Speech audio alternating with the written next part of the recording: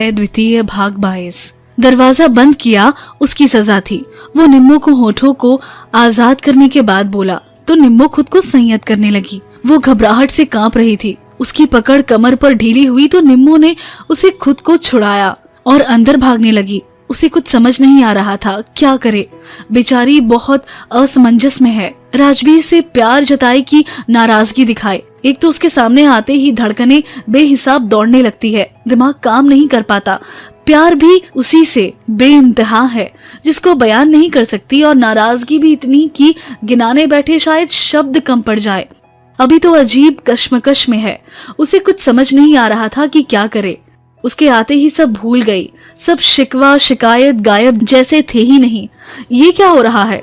उसे तो उस पर गुस्सा करना चाहिए कि उसने 3 साल से उसकी सूद क्यों नहीं ली, पर अब कुछ नहीं कर पा रही है। तो फिर ये कमरे का दरवाजा बंद करने लगी, पर इस पर राजवीर ने दरवाजे पर पैर अड़ा दिया और बंद होने से बचा लिया। पर दरवाजे पर बाहर की तरफ जोर लगा रही थी और राजवीर अंदर की तरफ। वो निम्मो से नजरें नहीं हटा रहा था तो निम्मो असहज हो गई। राजवीर ने थोड़ा जोर लगाया तो दरवाजा तेजी से खुल गया। निम्मो का बैलेंस बिगड़ गया, साथ में पैर का भी नीचे गिरने की हुई तो राजवीर ने कलाई को पकड़कर खींचने की कोशिश की। वह उसे हाथों में थामने की कोशिश में खुद ही चित जमीन पर गिर गया और हाथ खींचने से निम्मो उसके ऊपर। अब दोनों ही असहज थे। निम्मो उठने की कोशिश करने लगी तो उसने उसकी कमर में बाहें डाल रोक उसकी आंखों में देखने लगा। निम्मो भी कुछ नहीं बोल पा रही थी, बस उसे टुकुर टुकुर देख रही थी। तो राजवीर भी उसे ही देखने लगा। अब दोनों कुछ बोल ही नहीं रहे थे। जो बातें थी, शिकायत थी, वो आंखें कर रही थी। शब्द तो मानो गुम थे। दरअसल वो शब्द ही नहीं जो इस पल की खुशी को व्यक्त कर सके। किसी को टूट कर चाहने के बाद उससे इतने समय दूर रहना आसान तो राजवीर के लिए भी नहीं रहा। निम्मो से दूर, परिवार से दूर, खुद को अपने लक्ष्य के प्रति इतना समर्पित किया हुआ था कि उसके बाद न खुद को न मन भटकने दिया। पर निम्मो के सामने आते ही वो भी खुद पर काबू नहीं रख पाता, इसलिए वो बहकने लगा। तो वो उसे बाहों में भरकर प्यार करने की कोशिश करने लगा तो निम्मो उससे खुद को छुड़ाने लगी। छोड़ो, निम्मो गुस्से से बोली। हाँ, वो चौंका। नहीं छोड़ूंगा जब तक नहीं बताओगी कि दरवाजा क्यों बंद कर रही थी। वो बात बदलता बोला, पहले उठ तो लियो, कोई आ गया तो हमने ऐसे देखकर क्या सोचेंगे। निम्मो ठीक ही कह रही थी तो वो निम्मो को छोड़ देता है। निम्मो खड़ी हो गई, वो भी उठ गया। क्यों कर रही हो ऐसा? क्या मिल रहा है ऐसा करने से? अब वो आवाज में थोड़ी सख्ती लाकर बोला, पर निम्मो चुप ही रही। बोल क्यों नहीं रही? मन ने ना थारे से कुछ भी बात करनी, कहती वो मुश्किल से आंसू रोक रही थी। क्यों नहीं करनी? नहीं बात करनी थी तो खिड़की के पीछे छिप छिप कर मुझे क्यों देख रही थी? कुछ ना देख रही थी। झूठी, मुझे ही देख रही थी ना। ना, निम्मो ने गर्दन हिलाई। राजवीर इरादों का पक्का पहले ही था। मन को ना दिल को कभी भटकने नहीं दिया। इसलिए उसके अंदर ये आत्मविश्वास भी है कि उसने ये सब निम्मो के लिए ही किया है। उसने आंखों के इशारों से उससे कारण पूछा तो वो गर्दन हिलाकर कुछ नहीं इशारा करती है। आंखों से आंसू खुद ही छलक आए तो वो उसे कसकर सीने से लगाकर बाहों में भींच लेता है। ऐसे करने से निम्मो की भावनाएं अब आंसुओं के रूप में बह जाने को आतुर थी। राजवीर भी उसे रोने से नहीं रोकता। निम्मो का दर्द नहीं समझता, ऐसा नहीं है। उसने भी दर्द झेला है तो वो निम्मो को रोने देता है ताकि उसका मन हल्का हो जाए। जब निम्मो खूब सारा रो लेती है तो खुद ही चुप हो गई। रो ली ना? मन भर गया या अभी भी रोना है? उसने पूछा। ना, निम्मो ने ना में गर्दन हिला दी। और रोना है तो रो लो, पर वो आखिरी होना चाहिए। आज के बाद तुम आंसू नहीं बहाओगी। आज तक जितना रोना था रो लिया, पर अब नहीं। अब मैं आ गया हूँ ना। माना लेट आया, पर आया हूँ अपनी निम्मो के लिए। उसके ऐसा कहने से निम्मो थोड़ा पीछे हटती है और उसे देखने लगी। नाराज होना मुझसे, पर मैं भी क्या करता? खुद को इस लायक भी तो बनाना था कि तुम्हें यहाँ से ले जा सकूं, वरना क्या ताऊ भेजते तुम्हें मेरे साथ? जैसे पहले रोक लिया था अब भी रोक लेते, पर अब किसी में हिम्मत नहीं कि तुम्हें मेरे साथ जाने से रोके। चलोगी ना मेरे साथ? कहता वो उसकी ठुड्डी को ऊपर करता है तो निम्मो ने चेहरा दूसरी तरफ कर लिया। इतनी नाराजगी है मुझसे कि बात भी नहीं कर रही? हाँ। वो गर्दन हिला हाँ कहती है तो राजवीर के चेहरे पर मुस्कान आ गई। आ गया हूँ तो नाराजगी भी दूर कर दूंगा, बस तुम मेरे साथ चलो। नहीं, निम्मो ने गर्दन हिलाई। नहीं मानोगी? नहीं, निम्मो ने इनकार किया। नहीं, उसने फिर पूछा। नहीं, निम्मो ने इनकार किया। क्यों, मेरे साथ नहीं जाना? नहीं, थम ही अड़े ही रुकाओ। नहीं, तुम्हें मेरे साथ जाना होगा। ना कहकर वो चलती हुई थोड़ी दूर खड़ी हो गई।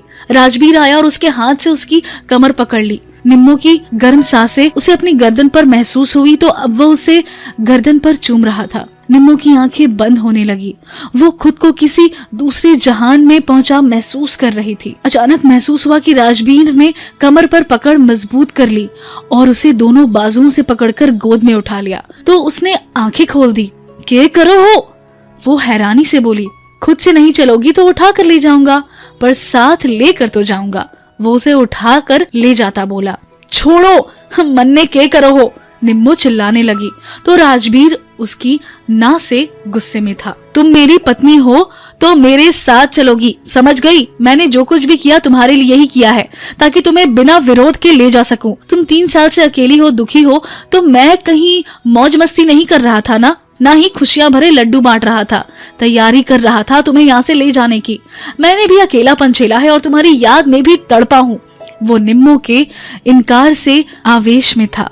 3 साल पहले भी तुम दिल में थी, अब भी हो और हमेशा रहोगी। तुम्हारे इनकार करने से मेरा मन नहीं बदलने वाला। मैंने भी 3 साल की दूरी सही है, पर अब नहीं। तुम्हारे साथ तो ये तुम्हारा परिवार था, मैं तो अकेला रहा। मैं ही जानता हूँ कैसे रहा हूँ, इसलिए चुपचाप चलो। अब तुम कोई नखरे नहीं करोगी। क्या करो हो? छोड़ो, कुछ सामान लेना है तो ले लो, नहीं तो मैं वहीं सब कुछ ले दूंगा। कहता वो कमरे से बाहर आ गया और चलता हुआ उसे बाहर हॉल में ले आया। जब निम्मो को लगा ये उसे बाहर ले जाने वाला है तो बोली, छोड़ दो मन्ने, बाहर घर वालों से मारे को शर्म आवेगी, नीचे धर दयो मन्ने। चुप रहो, शोर मत करो वरना होंठ बंद कर लूंगा। कहकर वो उसके होंठों पर झुका तो निम्मो ने इनकार किया। बात समझो मन्ने, उतारो। नहीं, मैं नहीं सुनूंगा। राजवीर भी जिद पे था। निम्मो की कोई बात नहीं सुन रहा था। वो किसी भी हाल में निम्मो को अपने साथ ले जाना चाहता था। सीधे तरीके से तो जाएगी नहीं, इसलिए उसे यही तरीका अपनाना पड़ेगा। जब निम्मो को लगा कि राजवीर हॉल के दरवाजे पर पहुंच गया है और वह उसे ले जाएगा बगैर नहीं मानेगा, तो बोली, थमने मारी कसम, नीचे धर दो। निम्मो की कसम देने से वो गुस्से से बोला, उतारो। उसके कसम देने से वो मजबूर हो गया तो उसे नीचे उतार देता है। तुम ऐसा क्यों कर रही हो? क्या मेरी कोई वैल्यू नहीं तुम्हारी नजरों में? मैंने जो किया तुम्हारे साथ उसकी सजा देना चाहती हो, इसलिए कर रही हो ना? ऐसी बात कोना से, यही बात है। उतार लो तुम भी अपने दिल की भड़ास। ऐसे कैसे जाऊं? ताऊ से परमिशन भी तो लेनी पड़ेगी। तो जाओ, ले लो, घर पर ना है। चलो तुम, मैं पापा से पूछ लूंगा, वो ताऊ को समझा देंगे। वो उसका हाथ पकड़कर खींचने लगा तो निम्मो गर्दन हिलाकर मना करती है। क्या हुआ? थम, रुक जाओ अड़े ही। नहीं, मैं यहाँ किस हक से रुकूंगा? ये मेरा घर नहीं है। 3 साल पहले मुझे इस घर से उस गुनाह का गुनहगार ठहराया गया और निकाल दिया गया था, जो मैंने कभी किया ही नहीं था। मैं सबसे बोलता रहा कि मेरा विश्वास करो, पर किसी ने भी मेरा विश्वास नहीं किया। तुम्हें मुझसे छीन लिया गया। मैं यहाँ कभी वापस ना आता, पर तुम्हारे लिए आया हूँ, क्योंकि तुम्हारे बगैर मैं अधूरा हूँ। 3 साल पहले गया था तो ये दिल और ये जान तुम्हारे पास ही छोड़ कर गया था कि एक दिन अपने साथ ले जाऊंगा। तुमसे वादा किया था, आऊंगा तो आया हूँ, अब लेकर ही जाऊंगा। तुम भी मुझे रोकने की कोशिश मत करना, मैं नहीं रुकूंगा। तुम्हें भी मेरे साथ चलना पड़ेगा। नहीं, नहीं जाना मेरे साथ, नहीं। निम्मो ने इनकार किया तो वो जाने के लिए मुड़ गया, दरवाजे पर चला गया, पर फिर वापस मुड़कर उसके पास आया। अभी तो जा रहा हूँ, पर एक बात ध्यान से सुन लो। तुम मेरे साथ चलोगी मतलब चलोगी। ताऊ को और इस घर के लोगों को एक बार फिर हमारे बीच नहीं आने दूंगा। इस बार ना घर के लोग, ना ताऊ, ना तुम खुद ये होने से रोक पाओगी।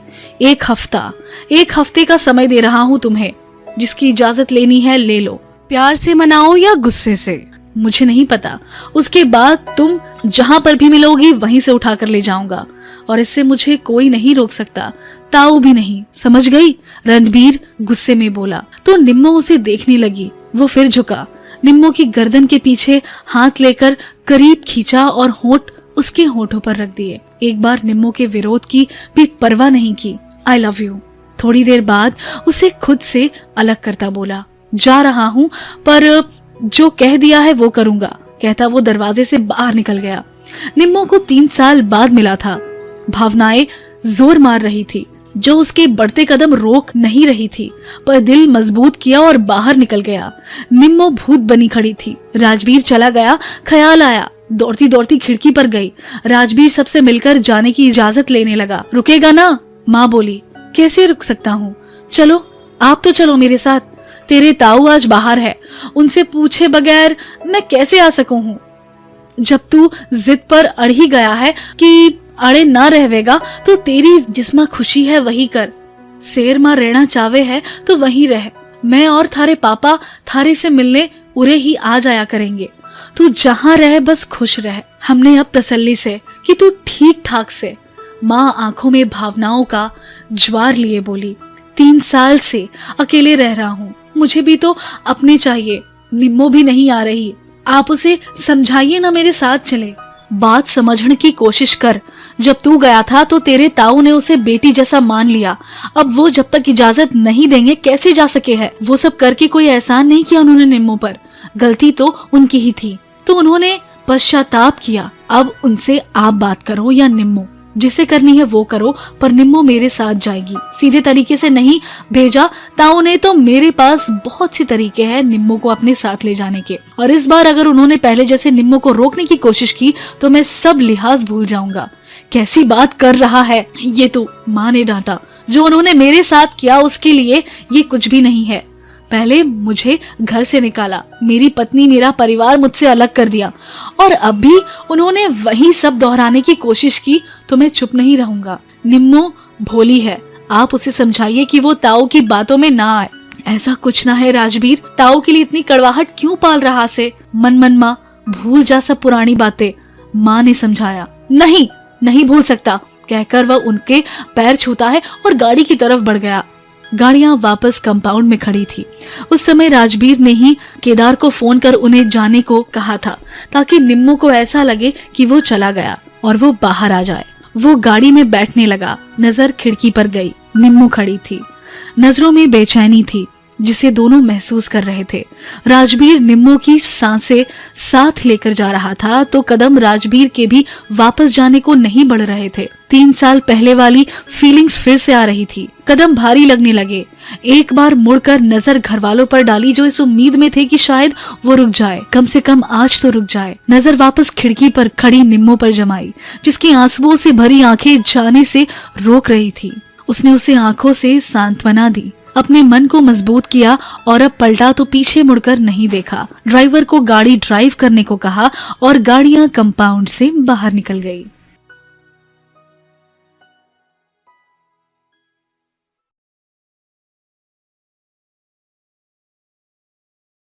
कैसा ये इश्क है द्वितीय भाग 23।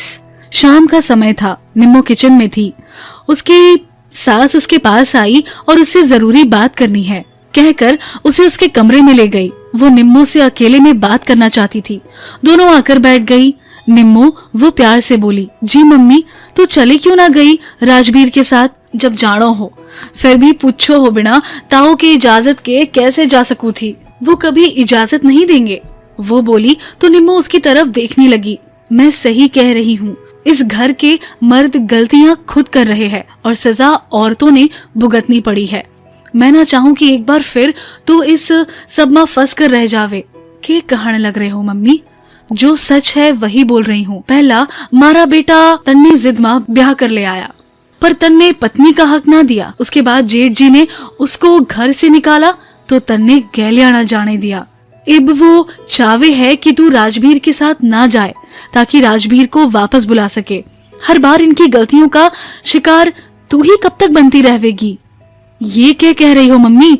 राजवीर बहुत जिद्दी से कभी ना झुकेगा, और इस सब में अगर वो थारे से नाराज हो गया तो तू क्या करेगी? वो निम्मो को देखने लगी। ऐसा ना हो सके है। वो रोआसी हो गई। सोच, अगर ऐसा हुआ तो फिर तू क्या करेगी? फिर ते अपनी किस्मत को दोष धरेगी और आंसू बहाते रहेगी तो चल जावेगी। ये परिवार तन्ने स्नेह की छांव और सुरक्षा तो दे सके है, पर एक औरत को उसके पति के प्यार की भी जरूरत होवे है, तभी वो संपूर्ण होवे है। क्या तू नहीं चाहती कि जैसे निधि की गोद माँ डुग्गू खेल रहा से थारी गोद माँ भी कोई खेलने? तन्ने माँ कहकर पुकारे। थारा भी अपना परिवार हो। मारी किस्मत माँ ना से ये सब क्यों ना है, तन्ने भी सब मिलेगा। तू राजवीर के साथ जा, उसके साथ रहन लगेगी तो थारा यो भ्रम भी टूट जावेगा कि यो सब थारी किस्मत में ना से। और उसके बारे में भी तो सोच, उसने भी तो परिवार चाहिए, वो कब तक अकेला रहेगा। ताऊ नहीं चाहते कि मैं जाऊं, पहले थारा रिश्ता राजवीर से जुड़ा है, बाकी घर के बाद में आवे है। जिन्होंने गलती की है वे खुद सोचे कि अपनी गलती को कैसे सुधारनी है। हर बारी थारे को बलि का बकरा ना बनाए।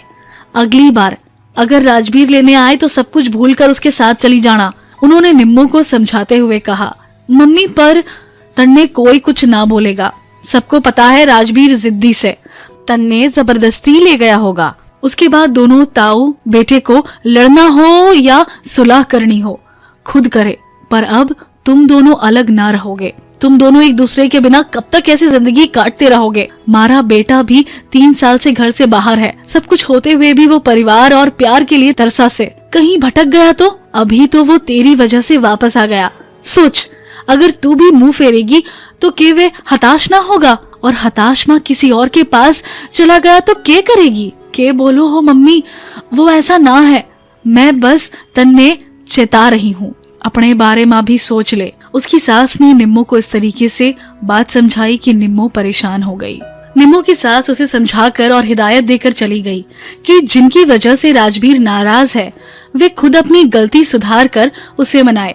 निम्मो को त्याग करने की जरूरत नहीं है। सीधे तरीके से समझती तो निम्मो मानेगी नहीं। बात इस तरीके से की कि निम्मो के मन में थोड़ा शक डाल दिया कि वो राजवीर के साथ ना गई तो वह उसे छोड़ देगा। निम्मो इन चीजों के बारे में ज्यादा नहीं सोच पाती। वो निम्मो के नेचर से परिचित है कि उसका ध्यान इस बात पर डालेगी तब वह गहराई से सोच पाएगी। सास चली गई पर निम्मो के दिमाग में उनकी बातें घूमने लगी। कहीं वो राजवीर के साथ ना गई तो राजवीर किसी और से ना प्यार करने लग जाए। वैसे भी अब वो डीसी हो गया है, दिखने में भी अच्छा है। पहले भी लड़कियां उसके पीछे पड़ी रहती थी और अब तो उसे जसलीन की बात भी याद आ रही थी कि डीसी कितना हैंडसम है। इस पर बहुत सारी लड़कियां मरती होगी। गुड्डू कमरे में आई तो निम्मो अपने ख्यालों में थी। अचानक बोल पड़ी, गुड्डू थारा भैया इब पहले ते घना सुथरा लगन लग गया ना। वो तो भैया हमेशा से है, इसमें क्या शक है, और अब तो डीसी हो गए हैं, जिसका अलग ही रौब है। वो मुस्कुराती बोली, जब वो हमारे फंक्शन में आया था तो जसलीन भी उसको देखकर पागल होने लग रही थी। कहना क्या चाहती है आप, आज ऐसी बातें क्यों कर रही है। गुड्डू को समझ नहीं आ रहा था। मारे को डर लग रहा है। किस बात का? कहीं मैं उसके गैलिया ना गई तो क्या होगा। कहीं वो मारे ते नाराज होकर किसी और धोरे तो ना चला जावेगा। उसकी बात पर गुड्डू को हंसी तो आ रही थी पर उसे अच्छा भी लग रहा था। निम्मो इतना तो सोच रही है, वो भी चाहती है कि निम्मो राजवीर के साथ चली जाए। तो वो भी बोली, आप नहीं जाओगी तो हो भी सकता है। सच माँ के? हाँ। गुड्डू बोली तो निम्मो परेशान हो गई। गुड्डू भी कह रही है तो उसको पूछती है, तो इब मने क्या करना चाहिए? आपको उनके साथ चले जाना चाहिए। कहीं ऐसा ना हो वो अकेले रहे तो कोई और उनकी जिंदगी में आ जाए। गुड्डू ने भी निम्मो के दिमाग में डाल दिया। वो बेचारी थोड़ी घबरा गई, वो सोच में पड़ गई। रात के समय निम्मो गुड्डू बैठी हुई थी। फोन की घंटी बजी, अनजान नंबर था। आवाज से पता चला राजवीर था। आज जब सबसे मिल ही लिया तो निम्मो से बात भी कर लेगा। जब से निम्मो से मिलकर आया बेचैन है। उसने उसके अरमानों पर हर बार की तरह पानी जो फेर दिया, इसलिए नींद भी नहीं आ रही थी। सोचा बात ही कर लेगा। निम्मो के मन में भी अरमान जागेगा तभी उसे आने को तैयार कर पाएगा। मैं बोल रहा हूँ, वो धीरे से बोला। हाँ बोलो, क्या बोलना है? क्यों नहीं आई मेरे साथ? क्यों करती हो तुम ऐसा? निम्मो कुछ नहीं बोली। गुड्डू ने इशारे से पूछा, कौन है? तो उसने इशारे से बताया कि राजवीर है। तो वो मुस्कुरा दी, पर निम्मो चुप थी। तो वो बोला, गुड्डू है क्या वहाँ? हाँ, जब सो जाए तो तुम कॉल करना, कहकर वो कॉल डिस्कनेक्ट कर देता है। थोड़ी देर बाद गुड्डू सो गई तो अब वह उसको कॉल करने लगती है और पूछती है, क्या बात करनी है? मतलब तुमसे बात नहीं कर सकता? कर सके हो, मन ने कब मना किया? कल से गुड्डू को यहाँ मत सोने देना। क्यों? क्यों क्या? हम दोनों बातें करेंगे, तुम उसके सामने कैसे करोगी? कैसी बातें? पति पत्नी वाली? वो कैसी होवे है? बावली वो होती है ना, प्यार वाली। वो प्यार से बोला, मैं कैसे उसे भेज सकूं? जैसी मर्जी भेजो, मुझे नहीं पता, वो तुम्हारी प्रॉब्लम है। शायद वो 1-2 दिन में पुआ के यहाँ चले जावेगी। अच्छा, उसके बाद तुम अकेले रहोगी? हाँ, फिर तो ठीक है, वो खुश होता बोला। निम्मो एक बात सुन लो, हफ्ते बाद तुम यहाँ पर मेरे साथ मेरे बगल में होनी चाहिए। राजवीर बोला तो निम्मो चुप हो गई। बोल क्यों नहीं रही? निम्मो, अगर इस बार भी तुमने आनाकानी की ना तो वो आवाज थोड़ी सख्त करता है। तो क्या? निम्मो ने धड़कते दिल से पूछा। जहां पर मिलोगी वहीं पर, कहकर वो चुप हो गया। क्या कह रहे हो? थम ही जिद पर अड़े हो, यहीं रुक जान दे। क्या हो गया? अगर ताऊ की बात मान लोगे, परिवार वास्ते करना पड़े है सब। वो धीरे से अटकती बोली। नहीं, और तुम भी ताऊ की भाषा मत बोलो, तुम्हें मेरे साथ आना पड़ेगा। आज आ जाती मेरे साथ तो हम दोनों साथ में होते ना। मुझे भी अकेले अच्छा नहीं लग रहा, शादीशुदा होकर यूं अकेला रहना मुझसे भी अब दूरी बर्दाश्त नहीं हो रही। तुम्हारा मन नहीं करता क्या मेरे साथ रहने का? मैं बता रहा हूँ निम्मो, अगर तुमने आने में आनाकानी की तो क्या करेगा? किसी और के पास तो ना चले जाओगे? निम्मो के दिमाग में जो चल रहा था मुंह से निकल गया तो राजवीर सोच में पड़ गया। अचानक से ऐसे क्यों बोली? हाँ, हो भी सकता है, जा भी सकती हूँ। अगर तुम नहीं आई तो थम ऐसे ना कर सको हो। कर सकता हूँ, अगर थमने ऐसा करने की कोशिश की तो हॉकी से मार मार कर रोनी की तरह थारे भी टांगे तोड़ दूंगी। वो एक सांस में बोली। क्या बोल रही हो? किसके जैसे? और तुम मुझे हॉकी से मारोगी? राजवीर हैरान होकर पूछ रहा था, पर निम्मो चुप थी। किसके टखने तुमने तोड़े? उसने पूछा। किसी के ना। अब मारे को नींद आ रही से, कल बात करेंगे। निम्मो परेशान हो गई थी। निम्मो सुन तो, राजवीर बोला, पर निम्मो कॉल डिस्कनेक्ट कर चुकी थी। बावली रुक जाती, मैं कह रहा था आई लव यू। ये निम्मो भी ना खुद तो बोलती है, मुझे बावली बुच कहती है। इसको छोड़कर मैं भला कहाँ जाऊंगा? पर ये सच में ना आई तो कुछ तो करना पड़ेगा। इसको मेरी वैल्यू पता चलनी चाहिए कि पति का मान परिवार से अधिक होता है। पर इसको ऐसे बातें समझ आए तब ना, कैसे समझाऊं? कुछ तो करना पड़ेगा। 2 दिन बाद रात के करीब 10-10:30 बजे का समय था। निधि डुग्गू को सुला चुकी थी। अब वो खुद भी सोने की तैयारी कर रही थी, पर अभी किचन से पानी गर्म करके लाएगी कि तभी गुड्डू आई, जो घबराई हुई लग रही थी। क्या हुआ गुड्डू? उसका उतरा मुंह देख निधि ने घबरा कर पूछा तो वो घबराई हुई थी। अटकते बोली, भाभी वो। हाँ बोल, क्या हुआ? निधि उसके अचानक ऐसे आने से उसके चेहरे पर फैली घबराहट से डरी हुई थी। वो नीचे, आप नीचे चलिए। क्यों, क्या है नीचे? निधि को समझ नहीं आ रहा था तो वो उसे पूछती है तो गुड्डू उसका हाथ पकड़कर अपने साथ ले जाने लगी। आप चलिए तो, गुड्डू ने कहा तो निधि बेहद घबरा गई। धड़कते दिल से नीचे आने लगी। डरते डरते सीढ़ियां उतरती है। नीचे आई।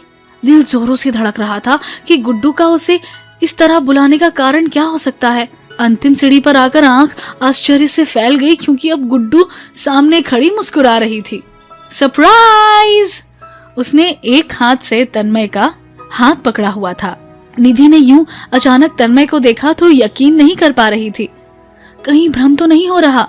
तो उसे छूकर यकीन कर लेना चाह रही थी। तन्मय तो अभी कुछ दिन बाद आने वाला था और उसने किसी को बताया क्यों नहीं? भाभी, यकीन नहीं हो रहा आपको? पर ये सच है, ये भैया ही है। गुड्डू मुस्कुरा रही थी क्योंकि उसने ही सबको मना किया था कि निधि को ना बताए कि आज तन्मय आने वाला है। निधि अब खुद पर काबू ना रख पाई। अन्य लोग भी हॉल में खड़े थे। शर्म त्याग कर वो तन्मय को हक कर लेती है। बताया क्यों नहीं कि आज आ रहे हो? निधि ने उसके कमर को दोनों हाथों से कसकर जकड़ लिया। वो लगातार रोए जा रही थी। तन्मय ने ना उसे अलग किया ना उससे कुछ पूछा, बस यूं ही खड़ा था। सारी भावनाएं जैसे अंदर संभाली थी।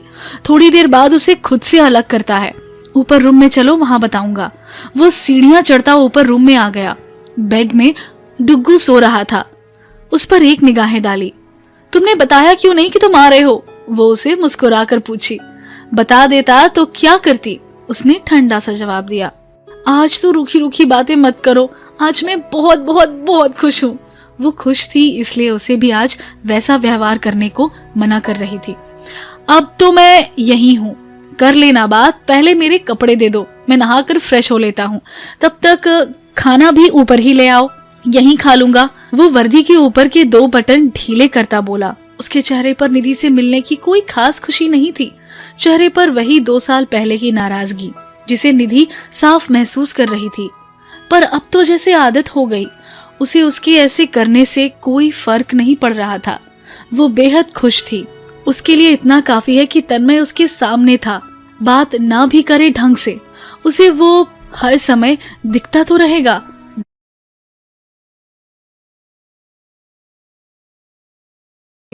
उसे वो हर समय दिखता तो रहेगा। 2 साल से वो उसे काफी सजा दे चुका है। ऐसी बेरुखी से अच्छा खासा इंसान निराश हो जाए। पर निधि ने भी अपने प्यार और तन्मय के लिए अपनी आत्मसम्मान को भी जैसे कहीं मार दिया है। उसने अब तक तो काफी सहनशीलता दिखाई, पर अब तक वो दूर था। अब हर समय साथ में रहेगा, ये तब भी बनी रहती है देखने वाली बात होगी। वो जल्दी जल्दी उसके कपड़े लेकर उसे देती है। वो नहा कर आया तो निधि उसके लिए खाना ऊपर ही ले आई। उसने चुपचाप खाना खाया। निधि कुछ पूछी तो बस हाँ में जवाब देता है। थोड़ी देर बाद बोला, मैं कहाँ सोऊं? यहाँ पर तो ये सो रहा है। वो डुग्गू की तरफ इशारा करके बोला, इतना बड़ा बेड है, हम तीनों ही इसमें सो सकते हैं। ये तो छोटा बच्चा है, इसके यहाँ सोने से कोई फर्क नहीं पड़ेगा। मैं यहाँ पर नहीं सोऊंगा, मेरे लिए मैट दे दो, मैं नीचे सो जाऊंगा। मैट में क्यों? इसने परेशान किया तो नहीं करेगा। निधि ने जिद की तो वो वहीं पर सिर टिकाए बैठ गया। बात तो कर नहीं रहा तो टीवी ऑन करके बैठ गया। टीवी क्यों ऑन कर दिया? निधि ने टोका। क्यों क्या लगा रखा है? इतना बड़ा एलईडी देखने के लिए तो है ना, इसे ऑन करने के लिए भी तो तुमसे परमिशन लेनी पड़ेगी। नहीं, पर आवाज से डुग्गू उठ जाएगा तो मैं क्या करूं? टीवी ना देखूं? परेशानी हो रही है तो इसे नीचे निम्मो के पास दे आओ। वो रिमोट से चैनल बदलता बोला, मेरे बगैर नहीं सोता। रात में उठ गया तो मुझे ना देखा तो सारा घर सर पे उठा देगा। उसकी इतनी चिंता है तुम्हें और मेरी। ठीक है बाबा, देख लो। तन्मय भी जानबूझकर जिद कर रहा था तो निधि भी क्या करती, वो टीवी देखने लगा। इतने में वो पानी गर्म करने किचन में आ गई ताकि डुग्गू रात में उठे तो उससे दूध बनाने के लिए नीचे ना आना पड़े। थोड़ी देर बाद गर्म पानी लेकर ऊपर आई तो डुग्गू का रोना सुना तो दौड़ती कमरे में आ गई। डुग्गू उठ गया था। तन्मय को वहां देखकर डर के मारे रो रहा था। तन्मय भी उसे चुप कराने के बजाय आराम से टीवी देख रहा था। क्या हुआ इसे, क्यों रो रहा है? उसने पूछा। मुझे क्या पता क्या हुआ, उठकर रोने लगा। कहा था ना टीवी मत चलाओ, वो उठ जाएगा। इतनी परेशानी है मुझसे तो मैं दूसरे कमरे में चला जाता हूँ। वो बेड से उठने लगा तो निधि उसे रोकती है। नहीं, कहीं क्यों जाना, मैं इसे चुप कराती हूँ, तुम देख लो टीवी। उसने डुग्गू को गोद में उठाया और चुप कराने लगी। अंकल, उसके अंकल बोलने से निधि को हंसी आ गई। अंकल नहीं, डैडा बोलो, डैडा। पर अब वो बोलता नहीं बल्कि निधि से चिपका गया। उसके खुद को अंकल बोलने से तन्मय चिढ़ गया। देखो, ये मुझे अंकल बोल रहा है, ये मुझे पहचानता भी नहीं है। तुम इसकी मम्मी हो और मैं इसका अंकल। उसके चिढ़ने से निधि को हंसी आ रही थी। कैसे पहचानेगा? 2 साल से घर तो आए नहीं। कभी भी उसे गोद में उठा लेते तो उसे पता चलता कि तुम कौन हो। ऐसे अजनबी जैसे बैठे हो, ना उससे बात कर रहे हो, तो वो तो तुम्हें अजनबी समझेगा ही। कल से पहचान लेगा। वो डुग्गू के बालों को सहलाकर प्यार करने लगी। तुम हो ना उसकी मम्मी, उसके पास तो मेरी क्या जरूरत है किसी को? वो मुझे पहचानता नहीं और तुम, कहकर वो गुस्से में टीवी बंद कर देता है और मुंह फेर कर लेट गया। निधि ने डुग्गू को दूध पिलाया पर वो सो नहीं रहा था। एक तो टीवी की आवाज ने उसकी नींद खराब कर दी, ऊपर से तन्मय उसके बेड में सो गया। मम्मा, अंकल, वो उसे भेजने को कह रहा था। जब डुग्गू नहीं सोया तो निधि भी लेट गई, पर डुग्गू को नींद नहीं थी। वो निधि के ऊपर सिर रखे था पर उसके पैर तन्मय को छू रहे थे तो तन्मय को गुस्सा आने लगा। वो थोड़ा खिसक गया। वो दोनों नन्हे पैरों से तन्मय पर धक्का मार रहा था कि चले जा। निधि, वो जोर से चिल्लाया। क्या हुआ? देखो, ये मुझे भगा रहा है। बच्चा है वो, अभी तुम्हें पहचान नहीं रहा इसलिए कर रहा है। हमेशा मेरे साथ अकेले ही तो रहता है। आज तुम उसके बेड पर आ गए तो इसीलिए ऐसा कर रहा है। ये छोटू डॉन बनने की कोशिश कर रहा है। मैं इसको। वो गुस्से से डुग्गू को देखता है तो वो उसे टुकुर टुकुर देखने लगा तो वो खड़ा उठ गया। मैट निकाल फर्श पर बिछाने लगा।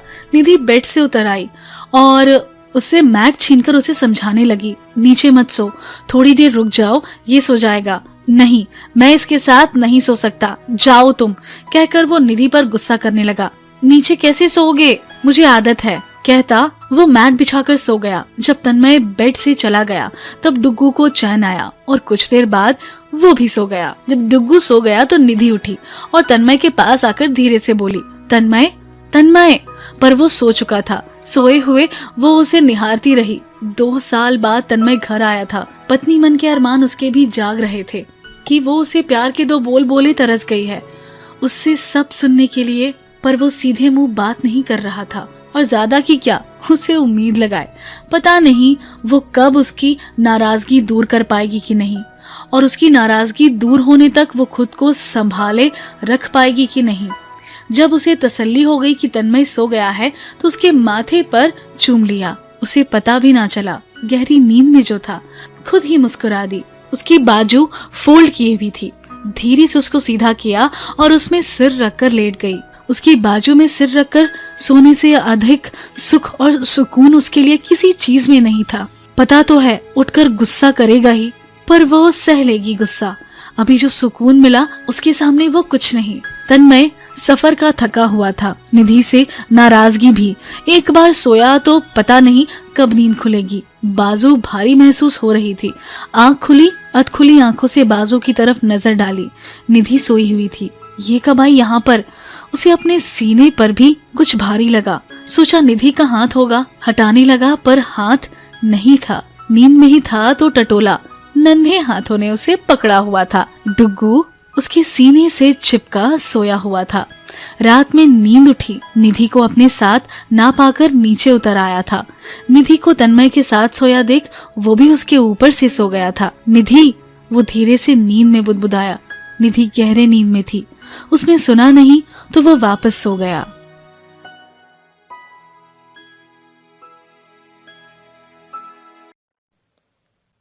डियर लिसनर, इस कहानी को आपका प्यार देने के लिए और आपका साथ देने के लिए बहुत बहुत धन्यवाद। अगर आप इसी तरह की और कहानियाँ सुनना चाहते हैं तो हमारे चैनल को सब्सक्राइब और लाइक कीजिए। धन्यवाद।